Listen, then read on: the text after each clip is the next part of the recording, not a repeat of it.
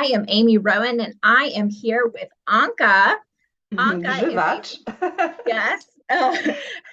Thank you. I knew I was going to have a problem pronouncing It's that. teamwork with my name, I know. Yes, absolutely. And Anka is a sexologist and certified sex coach. She's based in Zurich, Switzerland. And in her online practice, she helps women and couples reignite desire, expand their pleasure potential. Thank you. Thank you for having me here, Amy, and welcome to everyone watching. So, okay, I have a question. Is it normal to not want to have sex while pregnant? Yes, it is normal. And actually, research shows that like about 60% of pregnant women and people who get pregnant have some sort of a libido drop throughout the pregnancy. I mean, there's different kinds of research, but that's what I found while preparing for that interview.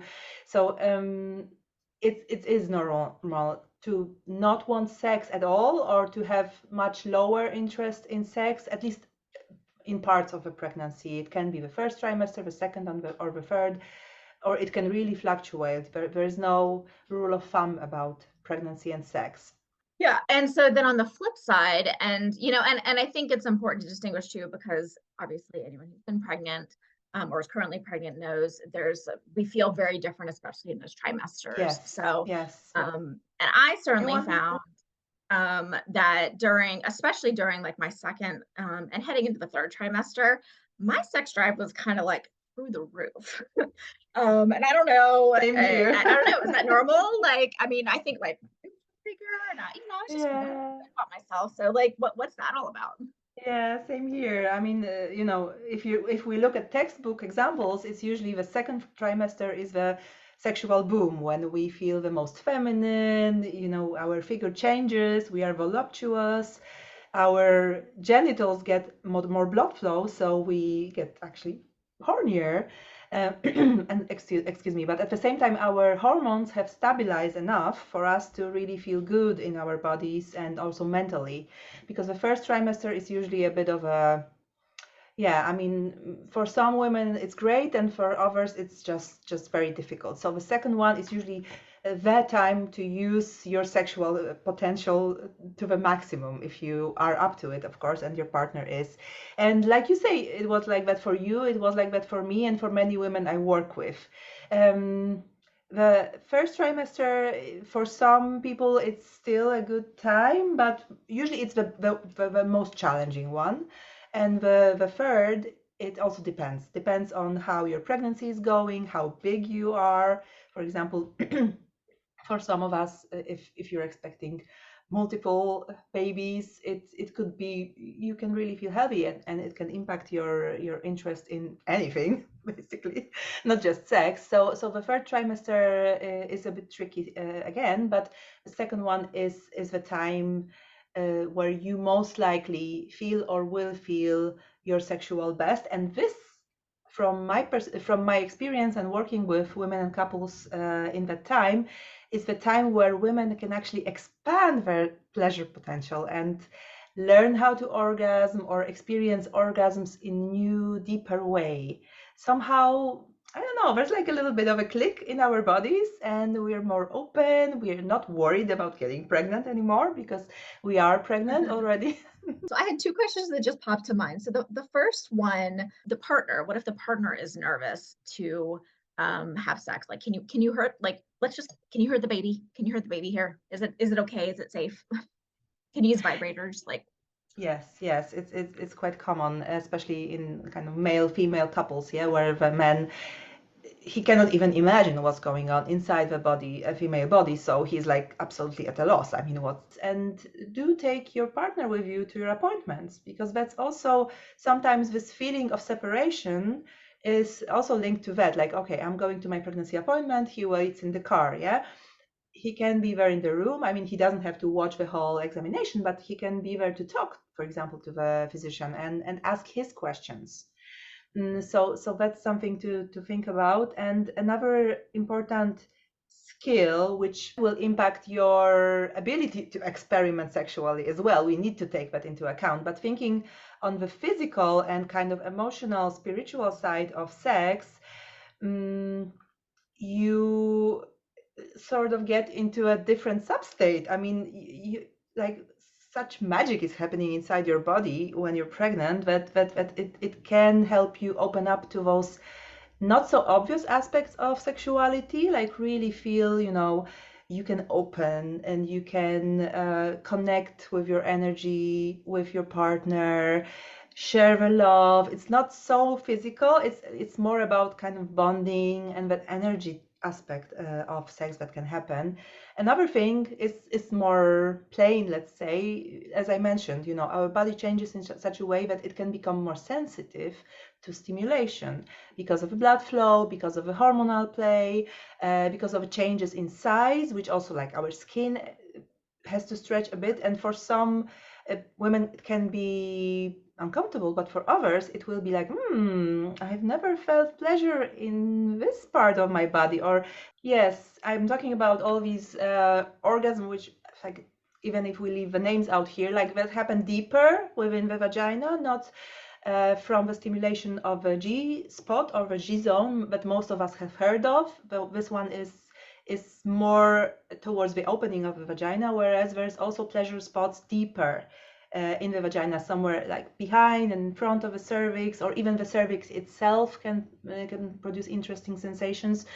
And with all the bodily organs pressing down because the baby is growing in the uterus, so neglecting that conversation or even not realizing it's supposed to happen is the first mistake. But now we know that we are supposed to have that conversation. If we are expecting that first baby, again, the key here is awareness of what's to come. So yes, I mean, it's good to talk to friends who already have children and ask them about how the relationship is going, what challenges they experienced. I see there is a bit of obstacle here because many people don't talk to their friends about sexuality. It's like a taboo. Even nowadays, I mean, we are 21st century and people very often are not so open to discuss that. But, maybe it's your chance. Maybe it's your chance to finally break the ice and address that. So, but not only relying on stories, but also on factual knowledge. So there's a few books that you can read about sex during pregnancy or after when you are young parents, just to know what to expect and physical and emotional side of that. And then you can build your kind of post-baby plan. Yeah, but I think I'm ready. It's very often, I'm not sure if it's the case from your experience, a sign that you are still not ready, yeah? And you're like, I think I'm ready because I'm supposed to be ready because it's already been 3 months or maybe 6 months, and it's like, okay, now I should be ready. Yes, so that's also what's happening with women. And dropping that pressure that I should be ready and starting with, okay, where am I? Where is my sexuality? Where is my body? Where are my emotions? How do I feel as a woman? Do I still feel as a woman or just a mother? So again, starting with yourself, coming back to your own sexual connection with yourself is the beginning of rebuilding that intimacy with a partner. So, touching yourself, finding time to pamper your body a little bit, even if it's very small thing, like again, that body lotion or something like that. Just reconnecting physically with your body, just to feel that your body belongs to you also, not just your baby, and it's not just at the disposal of your baby somehow. So thinking about yourself, connecting with your own body, when you are ready, self-pleasuring, this is the way back. Another thing to really be mindful of is not waiting too long before having that conversation. Okay, is this already, it's been maybe 6 months, maybe 8 months, maybe 10 months, and we haven't had sex, or we had sex once or twice. Why is that happening? Not waiting 5 years. That's just what I'm trying to say, because that's what happens for couples. Well, And and it can get that's, awkward. You wait too long, and yes, then it's like, well, and then both people are just sort of avoiding the conversation when maybe they both want to have it, but they don't even know how to initiate it because yes, it's just gotten awkward. So, yes. So finding support, I would say if within a year you haven't resumed your sexual activity, it doesn't have to be as frequent as it used to be before, because obviously you have more obligations on your plate. But if you haven't resumed with some sort of frequency, sexual activity, sexual intercourse, okay, now is the time to think, and possibly seek help from a sex therapist, sex coach, just to get that back on track. Don't wait too long, because the longer you wait, the more it will kind of weigh on your relationship, on the mood at home.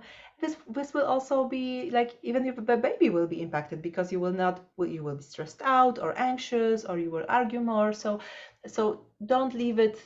It's very often like, okay, this is the last thing I should be thinking about right now, because there's this and that's that. No, this is also important. Maybe it's not top priority, but it should be high on your list of things to address. And you will take it from there. I'm sure it will help you just to kickstart a little bit, moving in the right direction. And I love that. There's always hope. If you've got hope, then the opportunities are there. So, and from there, the sky's the limit. Yes. Well, thank you so much. This has been such a wonderful conversation. And, for everyone in the audience who either may be pregnant or have got new babies or thinking about getting pregnant, I'm sure that you guys have gotten a lot of really great ideas and information on how to keep things hot and keep things going out through all of the wonderful transitions that are happening. So thank you so much, Anka. I've loved this. Thank I really you. appreciate Thank having you you. on.